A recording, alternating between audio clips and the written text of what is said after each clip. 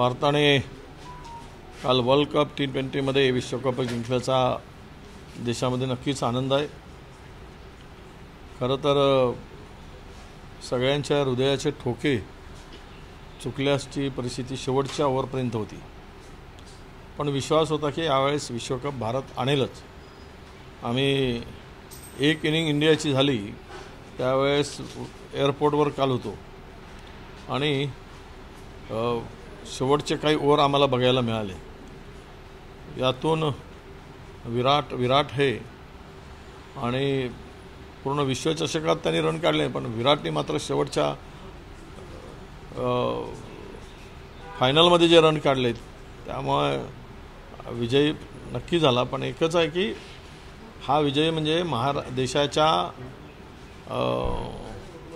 देशाला एक अभिमान वाटावा, देशातील सर्व लोकांना एक गर्व वाटावा असा हा एक विजय होता।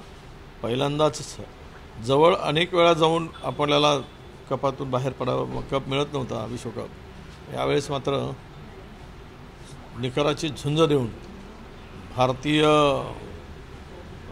खेळाडूंनी एक जबरदस्त इनिंग केली आणि जिंकले, त्याबद्दल नक्कीच आनंद आहे।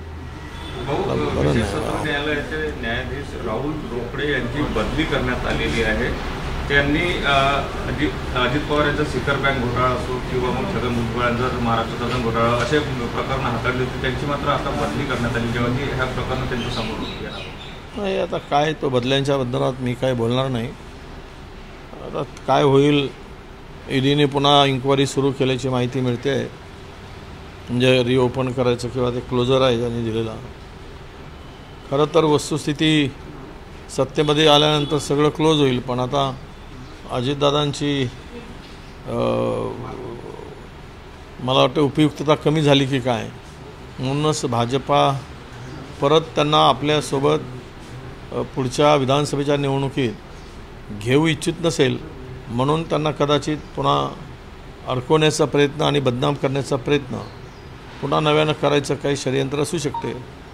त्यामुळं त्या बदलीचा आणि याचा काही संबंध जोडण्यात अर्थ नाही, मी त्यावर काही अधिक भाष्य करणार नाही। भाऊ, वारी सुरू आहे आणि मुख्यमंत्र्यांनी आदेश दिल्यानंतरही पुन्हा एकदा इंद्रायणी जी आहे ती फेसाळलेली आहे, कसं बघता तुम्ही? मुख्यमंत्री वारंवार सांगतात की आम्ही स्वच्छ करणार। नाही, इंद्रायणीमध्ये तिकडे जेवढे केमिकल इंडस्ट्री आहे त्याच्यावर निर्बंधच नाही आहे। स्वच्छ वाहणारी इंद्रायणी सगळ्या केमिकल इंडस्ट्रीमुळे, मोठमोठ्या उद्योगामुळे त्याच्यामध्ये कुठेही पोल्युशनच्या संदर्भात तिकडे कुठलीही कारवाई होत नाही। सगळे तिकडे त्या उद्योगांकडून वसुली सुरू आहे। त्यामुळं कुठलाही उद्योग म्हणजे हा आता माणसाचं आयुष्य कमी करायसाठी आहे, आणि ज्ञानोबाच्या इंद्रायणीमध्ये जर हा प्रकार होत असेल, मुख्यमंत्री लक्ष घालूनही त्याकडे दुर्लक्ष होत असेल तर हे दुर्दैव आहे। यापेक्षा दुर्दैवाची गोष्ट कोणतीही नाही। एबीपी माझा, उघडा डोळे बघा नीट।